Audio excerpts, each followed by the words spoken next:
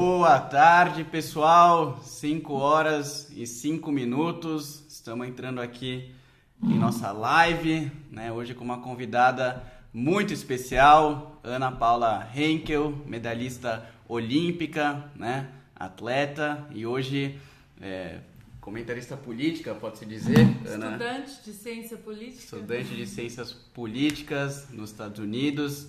É um prazer ter você aqui hoje com a gente. O pessoal está entrando aqui já. Pessoal, eu sei que 17 horas não é o melhor horário para uma live, tem muita gente trabalhando ainda, mas depois a gente vai disponibilizar na nossa página no Facebook, no YouTube, aqui no Instagram mesmo, no IGTV. O pessoal está animado para te vendo aqui, viu, Ana? Que bom, estou muito feliz de estar aqui.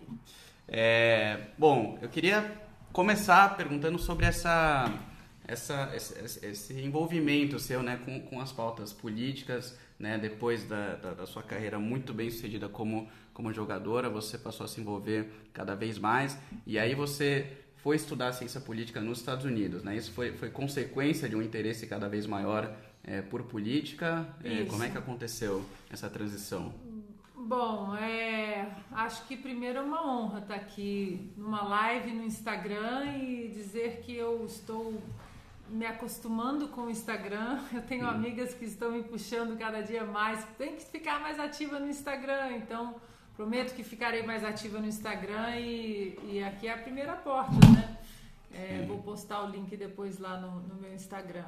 Uma honra estar aqui com todos vocês. E, bom, eu comecei nos Estados Unidos quando eu fui para lá, já estou lá há 10 anos, me formei em arquitetura, mas eu sempre tive um interesse, eu cresci na política, ouvindo meus pais falando de política em casa, meu pai e minha mãe discutindo candidatos e o que estava acontecendo, cenários. Então eu cresci com esse incentivo de participar das decisões, das pautas, dos debates. E aí, acho que a primeira vez que eu ouvi o nome Reagan, eu tinha 13 anos, uns 13 para 14 anos, fiquei com aquele nome na cabeça. Quem é esse sujeito que o meu pai, que é o meu ídolo, fala tanto? E aí cresci lendo os livros de Reagan, sempre interessada em política. E quando acabei a faculdade de arquitetura, entrei para a faculdade de ciência política também na UCLA. A minha mãe, você tá louca? Você tem 42 anos, sai da universidade. Eu tinha, né? Agora já é 4.7, minha gente. Chega para todo mundo, viu? E lá dos Estados Unidos, o próprio americano, ele tem uma vida política muito ativa, né? Uma vida política muito ativa local, onde você mora, de cobrança, de incentivos e de votos, e uma cobrança mais ampla também, a nível estadual, federal, mas eles são muito ativos na própria comunidade, né? Em relação às escolas, a melhorias. E aí acabou que, estando lá fora, você sai um pouco assim daquela paixão que você tem com o Brasil, no sentido de análise, né? A paixão continua, eu vou para lá e continuo apaixonada pelo Brasil, não consigo me desligar daqui, tanto é que me envolvo tanto. E aí você acaba começando a enxergar algumas coisas que de fora você tem uma visão um pouco diferente de quem está aqui dentro do caldeirão, né, do turbilhão. E aí comecei a falar algumas coisas e as pessoas começaram a gostar de algumas perspectivas de quem está lá fora, e algumas coisas também que você acaba vivendo na política americana, que você deseja que a gente... Poxa, se o Brasil fosse assim, algumas coisas ainda estão longe, né, do nosso alcance, politicamente falando, mas algumas coisas elas são muito reais, assim, possíveis pra gente. Então, comecei a tentar trazer nos meus textos, nos meus papos, esse lado, assim, esse sonho de trazer algumas coisas que eu vejo que são muito eficientes pro cidadão americano lá. Bacana. Hoje, como que você se posiciona politicamente, Ana? Você se considera uma conservadora? Conservadora. Perfeito, sim. Perfeito. E a gente tem que desmistificar, né, essa conotação pejorativa que o conservadorismo ganhou no Brasil, que não é uma ideologia, nada mais é do que uma postura, né, uma forma de você enxergar, de você encarar a vida que visa preservar o que deu certo. O que deu certo, exatamente. Preservar o que deu certo. Os próprios escritores e o norte assim do conservadorismo é uma palavra demonizada ainda no Brasil, mas Edmund Burke, a prudência. Então tem coisas assim que o conservadorismo ele traz uma certa calma em momentos turbulentos, como esse agora no Brasil que a gente está vivendo, né, com a soltura aí de mais de 8 mil bandidos, né, principalmente o bandido mor. Sim. E então a gente acho que o conservadorismo, a leitura do conservadorismo, os ensinamentos, acho que eles trazem uma prudência, uma calma, um foco, um desenho, um desejo de você planejar as coisas com paciência, a longo prazo, sem o imediatismo, conservando as coisas que deram certo. Então eu me encaixo assim muito bem na filosofia do conservadorismo, que é demonizada por narrativas torpes e porcas aqui no Brasil, porque nos Estados Unidos a ala do partido, a ala conservadora do Partido Republicano tem nomes espetaculares, né? Como Reagan, como Ted Cruz, e pessoas que a gente até, quem sabe um dia a gente não chega num lugar onde a gente não tenha 33, 34 partidos, né? Sim. E essas amizades aí, por amizades que acontecem por interesses, né? Quem sabe a gente consegue afunilar isso, porque dentro de um partido de direita, podemos dizer assim, né? Lá nos Estados Unidos, que é o Partido Republicano, tem conservadores, tem liberais, tem libertários e todo mundo convive muito bem. E aqui no Brasil hoje eu vejo que há uma divisão na própria direita, né? A minha pauta é mais importante que a sua dentro da própria direita, o que é uma grande pena, que só enfraquece porque a esquerda ela continua se fortalecendo. Se você discorda de qualquer coisa, você vira um traidor, um isentão, né? Ou é isentão, ou é extrema-direita, ou né? Então, existem as pautas definidas dentro, né, da sombrinha do Partido Republicano, as pautas definidas de cada segmento, mas existem pautas comuns que são completamente fora desses grupos, como a reforma tributária que o Trump passou há 2 anos. Todos esses grupos, eles se abraçaram, não, vamos tocar essa reforma tributária, e passou com folga, porque a esquerda continua,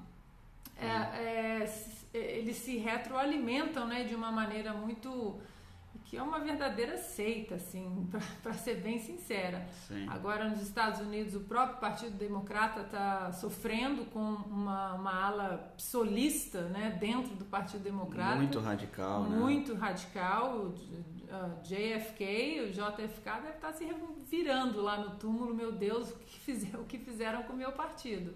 Sim. E eles são muito barulhentos, né? Então, hoje começou o processo de impeachment do Trump, um processo político, muito político, por uma coisa boba. Acho que os democratas vão pagar um preço por isso. E a gente tem que combater a histeria, né? Que a histeria, ela é um ponto comum da esquerda americana com a esquerda brasileira, a histeria, o barulho que eles fazem, com prudência, mas também tem que ser incisivo, com ações fortes, né? A gente também não pode ficar, não, a gente tem que enfrentar com um planejamento um pouco mais destrutivo dentro da própria direita e menos etiquetas, né? Isentão, reaça, bolso isso, Olavo aquilo, lavajatista. Eu acho que todos esses grupos têm um inimigo em comum e é inimigo mesmo. A gente está vendo o que está acontecendo no Chile, por exemplo, né? Então a gente tem que tomar muito cuidado. Então, leiam Edmund Burke, a prudência, a virtude. A gente tem que ter muita calma, mas também um plano de ação conjunto. Sim, exatamente.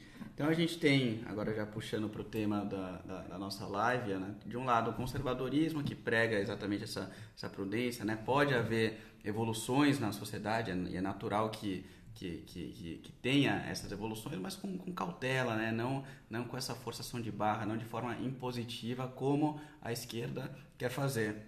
Eu vejo que nos Estados Unidos a esquerda está mais avançada no sentido dessa política identitária, né, que no Brasil já se fala, mas de forma um pouco mais espalhada. Não vejo muita consistência nesse discurso ainda no Brasil. E a esquerda nos Estados Unidos está totalmente, né, fechada com esse discurso de política identitária. Não importa o que você é como indivíduo, não importa o que você acredita, importa em qual caixinha você está, né? Se você é homem, mulher, negro, branco, homossexual, trans. Então, esse conceito pós-moderno que inevitavelmente deve chegar ao Brasil. Então, primeiro, como é que você está vendo esse momento da esquerda americana?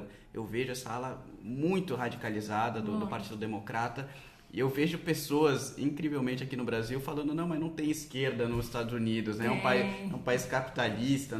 Gente, tem uma esquerda muito radical, né? Com essa visão marxista, né? Com esse marxismo cultural. A esquerda, eles estão colocando fogo, né? Não deixando conservadores falarem nas universidades. Eles falam, inclusive eu até comentei com você quando a gente se encontrou no sábado, o Dennis Prager foi num programa de televisão semana passada. E aí uma das mentiras que ele falou ao vivo, né? No programa de televisão do Bill Maher, que é um esquerdista americano, ele falou, vocês mentem o tempo inteiro que os Estados Unidos é um país racista, né? Quando na verdade os Estados Unidos é o país mais livre, né? Desculpa, pessoal, entrou uma ligação aqui. Quando na realidade os Estados Unidos é o país mais livre da história da humanidade, né? As minorias nunca tiveram tantos direitos como elas têm hoje na sociedade americana. Então, primeiro, como que você está vendo esse momento da esquerda americana, e se você acha que isso vai chegar ao Brasil com essas mesmas narrativas e mesmas ideias? Ontem eu estava numa palestra e fizeram a mesma pergunta, e é muito interessante, primeiro, a gente deixar registrado tudo que vocês leem na imprensa brasileira sobre a política americana. Desconfiem, mas desconfiem assim com afinco, porque eu fico de lá e quando eu leio as coisas daqui eu fico chocada, assim, a palavra é essa, sem o menor exagero. Eu fico chocada de como tiram a notícia de contexto. Hoje em dia a própria imprensa, tanto a americana, mas principalmente a brasileira, se tornou uma imprensa muito opinativa e não factual. A imprensa não retrata o que realmente está acontecendo no cenário político americano. E o que eu vejo, Gabriel, aliás, nome lindo, nome do meu filho. Olha, não sabia. O que eu vejo é que, apesar dos personagens serem muito diferentes, o Trump, o Bolsonaro, as pessoas comparam muito, mas os personagens são muito diferentes. O próprio sistema eleitoral é muito diferente, né? Estados Unidos é um sistema de república, né? É uma república, nós temos a nossa democracia aqui direta, do voto direto, lá o colégio eleitoral. Apesar de todas essas diferenças significativas, eu vejo uma similaridade tão grande assim no cenário, no que acontece na população, na sociedade, no ambiente, no inconsciente coletivo, que é impressionante. Então, eu fico sempre de olho no que acontece lá, porque nesses 10 anos foi muito impressionante as coisas que aconteceram nos Estados Unidos, né? Depois de 5, 6, 7, algumas coisas 8 meses, a mesma onda chegou aqui no Brasil. Uma coisa da própria imprensa, por exemplo, um exemplo da imprensa na eleição do Trump, né? Que 3 dias antes da eleição do Trump, o New York Times dava que a Hillary tinha 92% de chances de vencer. E continuaram nessa narrativa de que Trump não venceria de ninguém, venceu, e estamos há 3 anos aí com a imprensa americana fora a Fox News e alguns veículos como o Washington Examiner, alguns outros veículos, The Hill, por exemplo, lutando contra essa derrota dos democratas que eles não aceitaram a eleição. Né? Fast forward, passa a fita aí para frente pra gente aqui 2018, 10 meses dentro do governo Bolsonaro, antes aliás, né? A própria eleição a gente viu, Bolsonaro não ganha de ninguém, perde de todo mundo, aquela coisa toda. Agora a gente vê 10 meses de terceiro turno, estão esperando o terceiro turno, ainda não aceitam. Um país que tem uma agenda econômica absolutamente não só essencial, mas efetiva, trazendo já resultados significativos em tão pouco tempo, em 10 meses. Um ministro da Justiça como Sérgio Moro, que é respeitadíssimo lá fora, e por causa do Sérgio Moro e também da Lava Jato, investidores e estrangeiros eles começaram a olhar para o Brasil com um olhar um pouco mais diferente, mais sério, e a gente vê essa mesma onda da imprensa americana aqui, né? Então isso foi um movimento que eu vi muito similar do que aconteceu lá, e outras similaridades como essa dessa forçação, né, da política de gênero. Lá também essa política ela está nas escolas, e eu moro na Califórnia, né, que é um estado extremamente, quer dizer, a gente fala progressista, mas não tem nada de progressista, né, porque é um estado que tem o 7º PIB do mundo, impostos altíssimos e que prega o socialismo nas escolas. Eu não vejo nada de progresso, mas vamos lá. E me falaram, Ana, só um parênteses, que tá ruim a situação lá, né? Muito drogado na rua, mendigo, muito. Que é resultado de anos de gestão do Partido Democrata. Né? Inclusive há uma ruptura assim as políticas de segurança pública, de saúde pública também, que vai dentro dessa bolha democrata sobre não podemos tocar nos drogados na rua, eles têm que decidir o que eles vão fazer da vida, aquela coisa, né, de você don't hurt my feelings, né?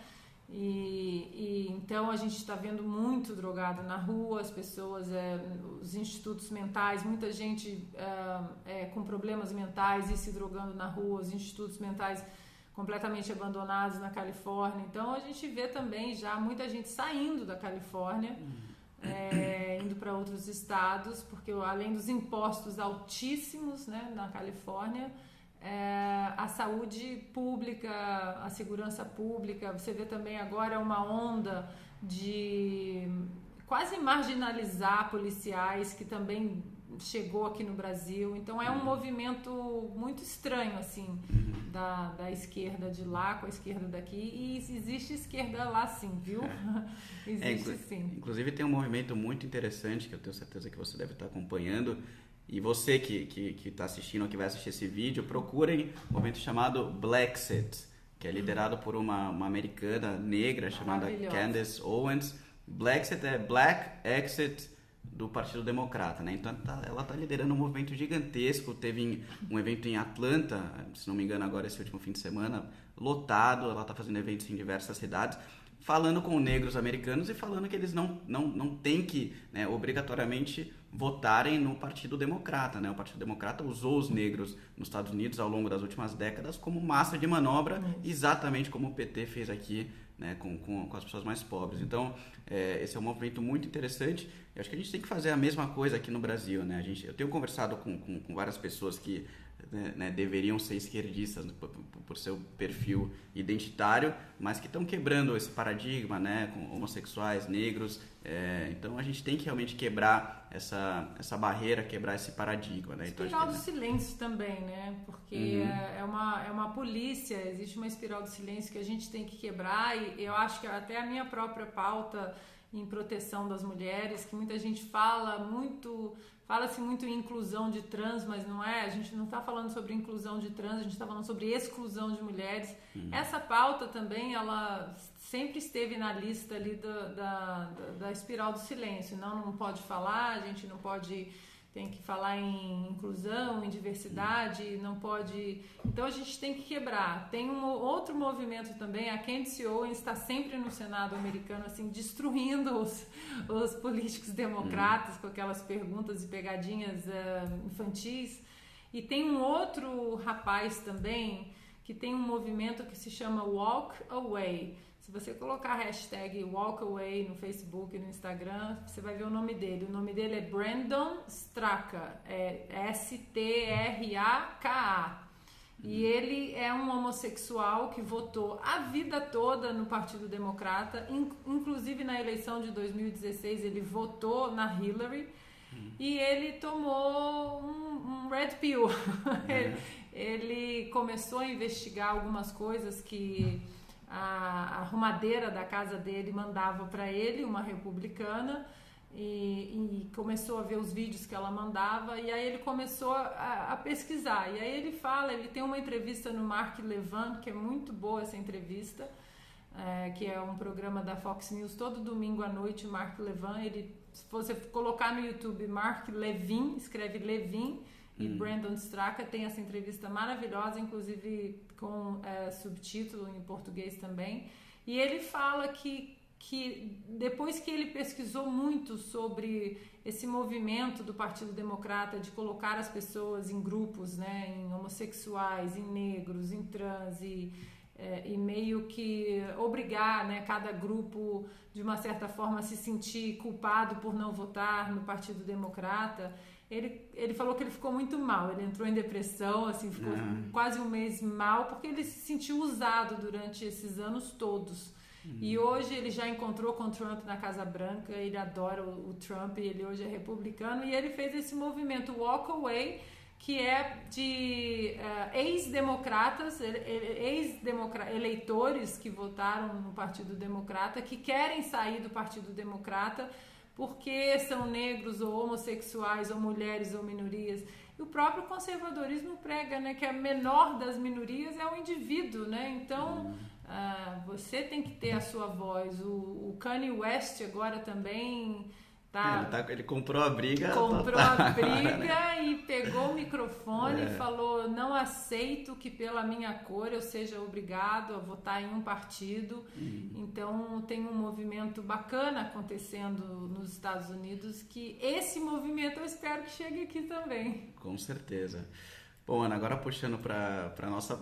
Eu não tinha planejado essa introdução, é que é muito bom falar com outro conservador, e eu gosto muito de política americana, então não resisti, Ana. É sempre bom, né, saber da sua visão. E quando eu divulguei, né, ontem que a gente faria essa live, eu já recebi direct, eu não sabia que você era transfóbico. Falei, pessoal, calma, eu não sou transfóbico, não tenho absolutamente nada contra pessoas transgênero, né? Acredito que toda pessoa tem o direito, né, de ter as suas oportunidades, de ser feliz, de ser bem tratada, de ser respeitada. Uma coisa não tem nada a ver com a outra, né? Então eu queria que você desse um panorama geral, Ana, sobre esse assunto, né? Como é que você começou a se envolver com isso e qual é a sua visão? Bom, para quem nos assiste, e Gabriel, acho que toda vez que eu entro nesse assunto, a gente sempre tem que falar que, primeiro, esse assunto não é um assunto que ele entra no campo da tolerância ou do preconceito, mas sim no campo da biologia humana e da ciência. O segundo ponto importante que a gente tem sempre que colocar aqui nesse debate sobre isso é que, como nós falamos no começo, o conservadorismo ele evolui com a sociedade, preserva as tradições e as coisas boas que deram resultado e fundamentais no passado, e existe uma evolução. E a evolução hoje é de aceitar, a nossa sociedade hoje, a gente tem que aceitar a identidade social de cada indivíduo. Isso é mais do que justo, como a pessoa quer viver, como a pessoa quer se ver. Isso tem que ser absolutamente respeitado. Eu sou madrinha de um casamento gay Eu fui até a Austrália para um casamento gay, tenho amigos gays, a gente não entra nessa pauta sobre como a pessoa deseja viver. Isso tem que ser respeitado. Eu não imagino, por exemplo, as batalhas que os trans ou as trans, as batalhas que eles têm que travar com eles mesmos, né? Com ele dentro da sua vida, do seu dia a dia, de como eles querem se ver externamente, de como eles querem chegar externamente ao que eles se sentem, como eles se sentem internamente. Isso tudo a gente tem que respeitar. Mas o esporte, o pilar mais forte do esporte é a identidade biológica. O esporte sempre foi dividido em masculino e feminino. A própria Carta Olímpica do Barão de Coubertin, lá atrás, né, o fundador dos Jogos Olímpicos, a própria Carta Olímpica dele fala e descreve e enaltece a proteção das mulheres e do esporte feminino.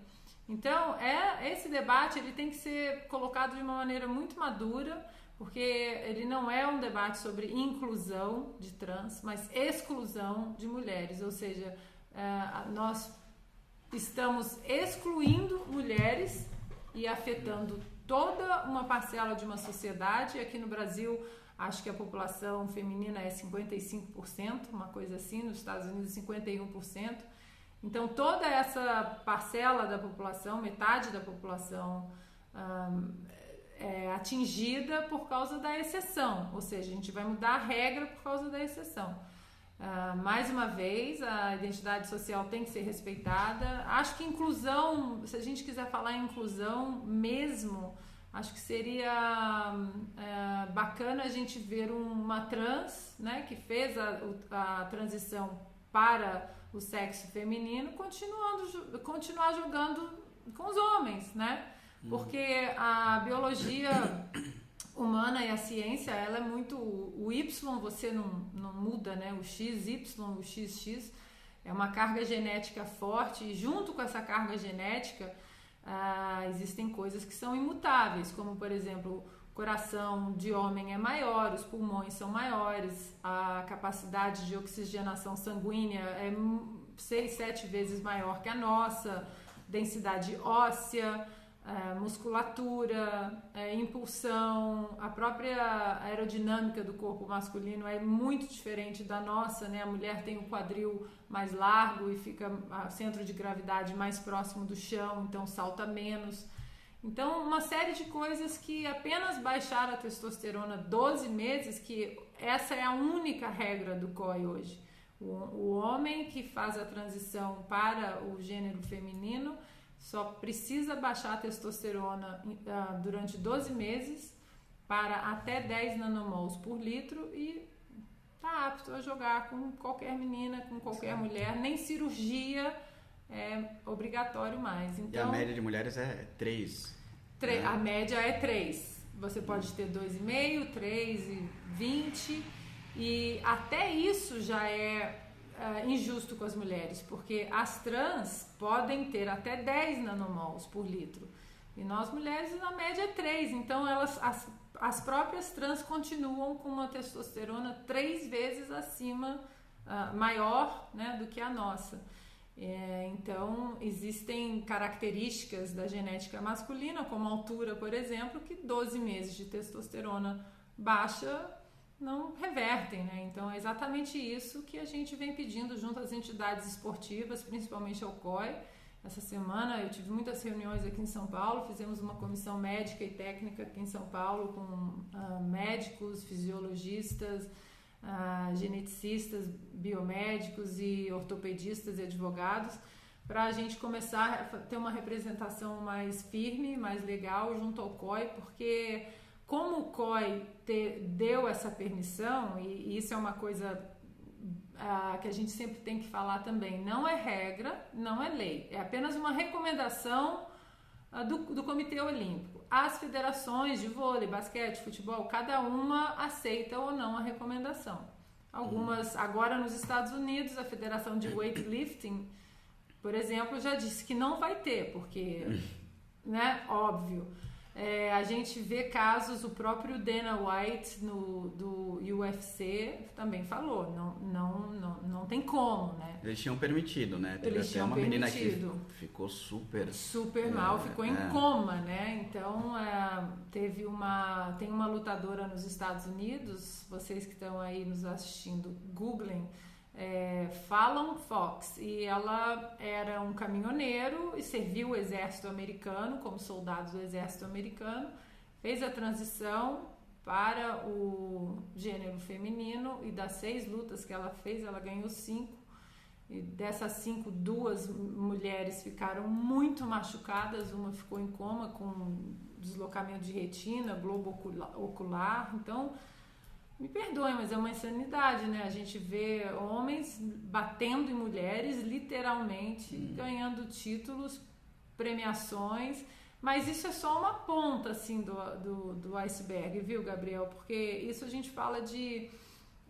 atletas profissionais que têm já uma carreira, que fazem do esporte a sua carreira, né? O seu ganha-pão, mas essa política, ela está afetando o esporte escolar também. O que nós vemos nos Estados Unidos hoje, eu também já tenho um convite para falar no Senado americano no ano que vem também, que bacana. É que atletas femininas, né, mulheres biológicas que estão no ensino médio se preparando para entrar na vida acadêmica universitária. Nos Estados Unidos, toda a universidade é paga, não existe universidade, né, de graça. Então, existem universidades muito caras e todas você tem que pagar. Então, quem tem essa aptidão atlética investe muito durante o ensino médio para que consiga uma bolsa atlética.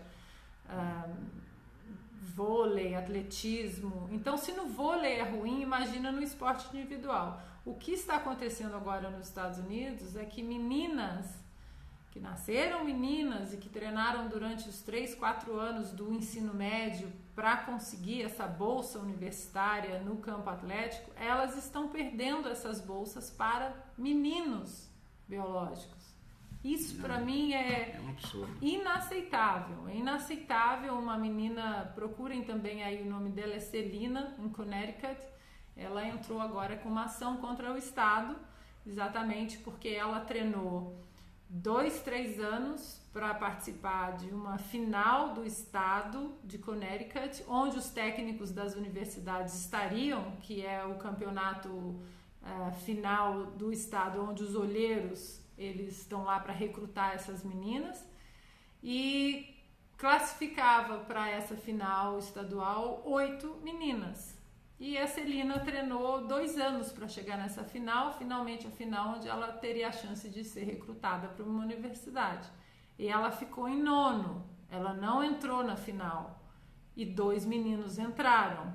E um desses meninos já tem um convite para ingressar no time feminino de Harvard, de atletismo. Então é muito mais assim, as pessoas falam muito da Tiffany aqui no Brasil, é porque é o nosso exemplo aqui no Brasil, mas é muito mais que Tiffany, é muito mais que Brasil. Eu faço parte de uma comissão de atletas, que nós somos atletas do Brasil, do Canadá, Estados Unidos, Grã-Bretanha, Austrália, Alemanha, todas nós estamos muito preocupadas. Mulheres. Todas mulheres. Então, todas atletas olímpicas. Tem uma corredora também, a Paula Radcliffe, que ela é tricampeã da maratona de Boston. E para se classificar para essa maratona de Boston, é dificílimo classificar para a maratona de Boston. Agora a maratona de Boston abriu para trans. E as trans estão se classificando com uma competição apenas, assim. E agora teve o caso da Rachel McKinnon também, uma ciclista, né?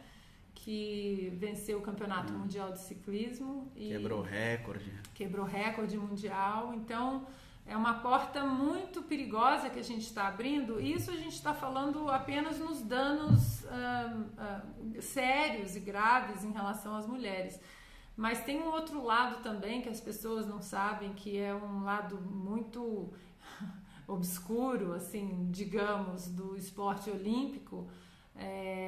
que a gente viu, por exemplo, em 2016, a Federação de Atletismo toda da Rússia, ela foi banida da Olimpíada do Rio exatamente por causa de doping, né? De esquemas de dopagem, de esteroides, aplicação de esteroides nos atletas. Então, existe esse lado também que eu não duvido dessas federações inescrupulosas começarem a usar meninos, baixa testosterona 12 meses, vai competir pelo país, ganha medalha, ganha fama, fortuna, dinheiro, porque o Olimpo, digamos assim, né? O esporte olímpico é um esporte, é um campo com muito dinheiro, com muito investimento financeiro.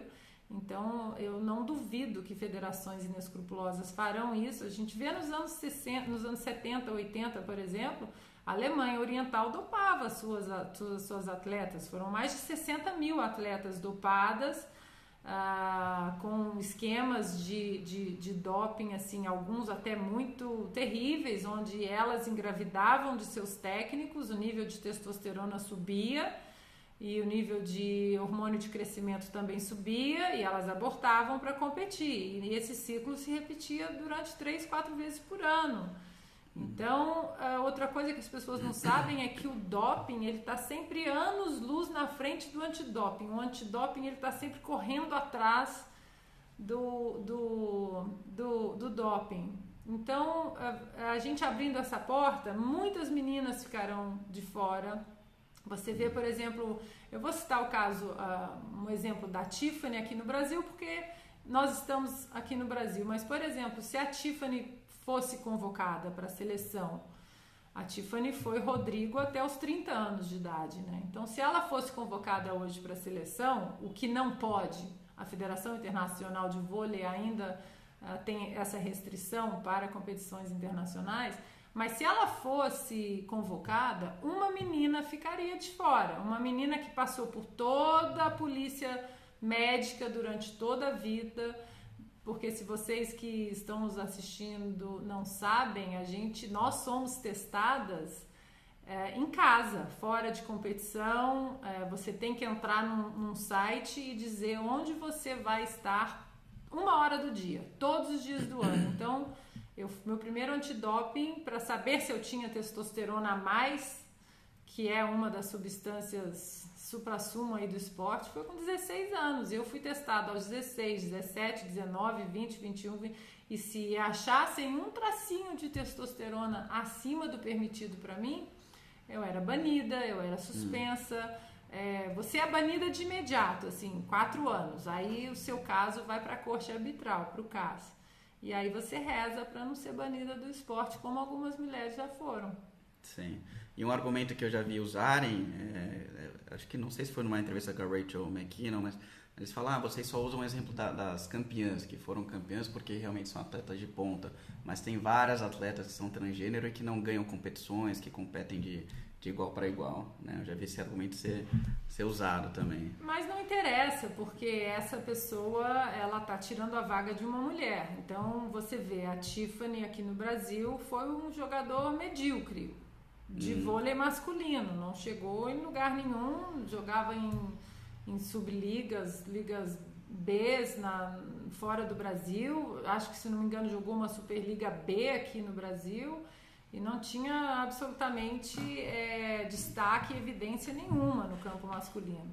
E agora é a melhor. Agora é uma das melhores, o nome, inclusive, na lista para, se puder convocar para a seleção, um alto salário no time dela, tira uma vaga de uma mulher. E se fosse permitido jogadoras trans em seleções, alguma menina que foi policiada, que não pôde usar testosterona a vida toda, vai ficar de fora. Eu, por exemplo, se eu ainda estivesse jogando e acessasse, nós estamos em 2019, então, para quem não sabe, vou explicar aqui rapidamente. Quando você faz um teste antidoping, eles guardam a sua amostra B, eles testam a amostra A e guardam a amostra B durante 10 anos para caso precise reacessar por algum motivo. Então, se, por exemplo, nós estamos em 2019 e eles acham que, olha, a gente vai retestar aquela amostra B da Ana Paula de 8 anos atrás. Vamos acessar 2011 e ver o que acontece. Tem uma suspeita de testosterona alta. Reacessa aquela amostra de 2011, aí deu um pouquinho assim a mais de testosterona, além do permitido para mulheres. De 2000 eu sou banida, eu sou suspensa automaticamente e eu posso perder todos os meus títulos de 2019 retroativamente até 2011. Aí eu deixo uma pergunta. O que uma amostra de uma trans de 8 anos atrás mostra? Testosterona bombando. Bombando. Então a polícia, para nós mulheres, ela foi severa. E o que é o que nós apoiamos, porque a gente quer e preza um esporte limpo, mas essa política foi totalmente abandonada para uma falsa inclusão que, na verdade, exclui mulheres. Sim.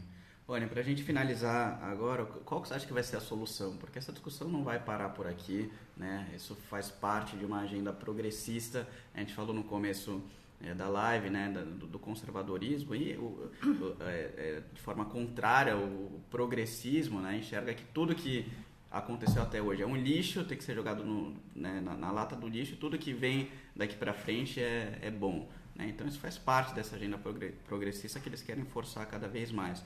Então qual que você acha que vai ser a solução, né? Tem gente que fala, vamos criar uma nova liga só para trans, né? O que você enxerga que pode ser feito? Bom, existe um movimento hoje mundial, eu estive essa semana aqui no Brasil para isso também. Nessa comissão a gente vai contar com médicos estrangeiros também, atletas olímpicas estrangeiras. É uma comissão ampla que quer desenhar um documento bem técnico para o Comitê Olímpico, exatamente para pedir mais estudos, né?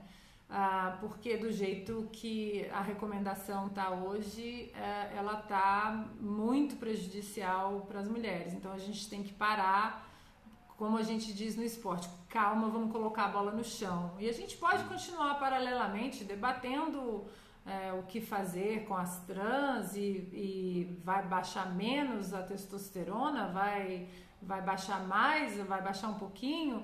Eu acho pertinente qualquer discussão. O que não pode é como está. Agora, o que eu cresci com e educo os meus filhos mostrando que a vida tem limites, né? Você não pode conseguir absolutamente tudo que você sonha de uma maneira. Você tem direito a decidir tocar a sua vida e decidir fazer as suas escolhas de acordo com como você vive. Agora, você daí demandar direitos que venham das suas decisões, isso aí é um stretch, uma esticada de corda aí perigosa. Eu tenho uma amiga, por exemplo, que o sonho dela era ser piloto de caça da Força Aérea Americana, e estudou a vida inteira para isso. E ela é mais alta que eu, ela tem 1,87. E ela não cabe no cockpit do avião, né, de caça. E ela hoje tem lá uma super patente lá na Força Aérea Americana, mas ela fala, a vida me impôs esse limite, eu tenho 1,87 e aí eu vou começar a fazer uma campanha, faça um cockpit grande para mim, porque eu sonhei em ser piloto de caça.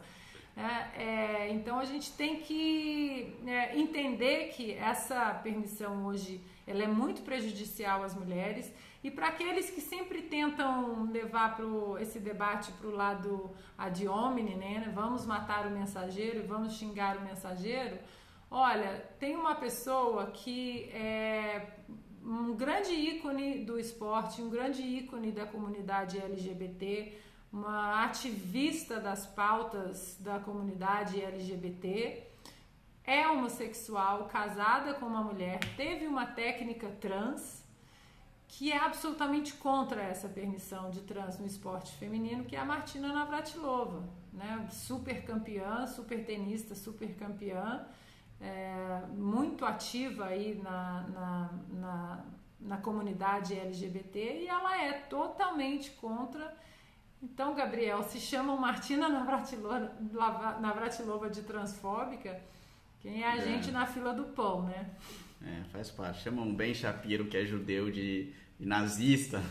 Exatamente. Para eles não importa, né? O que importa é o aliás, tem um livro, xingamento. esse último livro do Ben Shapiro, lá do lado certo da história, ele fala, tem um capítulo que fala muito sobre como a gente nunca foi tão livre para decidir as coisas, a gente nunca teve tanta abundância e tanta liberdade para viver, para ser, para produzir, para falar, e ele faz um en passant dos eventos históricos dos últimos 100 anos e acho que até um pouco mais, vai até o século XVII mais ou menos, e ele mostra que hoje você pode ser o que você quiser, falar o que você quiser, mas existe uma turba muito barulhenta que quer exatamente cercear esse nosso poder de liberdade de falar o que a gente acha. Ele teve em Stanford essa semana, o meu filho estuda em Stanford, e eu achei que Stanford estava um pouquinho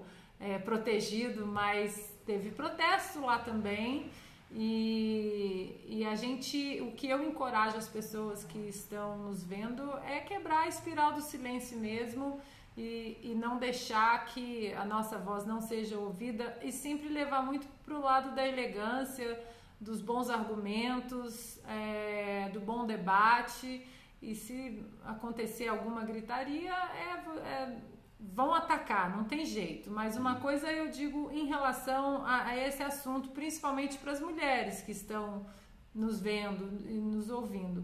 Quando você tem as ferramentas e os argumentos certos para entrar nesse campo e você continua com elegância mostrando que você está apenas de mãos dadas com a ciência e com a biologia humana e mostra uma resiliência, as pessoas não te atacam mais. Eu comecei essa pauta e essa batalha pelas mulheres há 2 anos, em 2017, e eu era muito atacada, mas muito atacada nas minhas redes sociais. Hoje, quase 2 anos, se eu coloco tudo de novo no meu Twitter, ou em palestra, ou agora no meu Instagram, é muito difícil alguém me xingar, mas muito difícil. Até pessoas que discordam de mim politicamente ou economicamente chegam para mim e falam: olha, eu discordo de você na política, na economia, mas realmente essa pauta é muito prejudicial para as mulheres. É difícil não querer enxergar a biologia humana e o quanto isso é ruim para as mulheres. Então mostrem uma resiliência com elegância que a turba te deixa em paz. Isso aí eu sou testemunha disso. Isso aí, Ana, muito obrigado, foi ótima conversa, vamos continuar falando sobre essa pauta que é importantíssima, realmente é uma narrativa querer se sobrepor à realidade, né? Isso a gente não pode deixar que aconteça. Então, obrigado, conte com a gente e até a próxima. Até a próxima, obrigada pelo convite, e sempre que precisar a gente faz uma live lá da Califórnia. Você vai passando atualizações de lá pra gente. Um beijo, pessoal. Valeu, obrigada. Pessoal, abraço.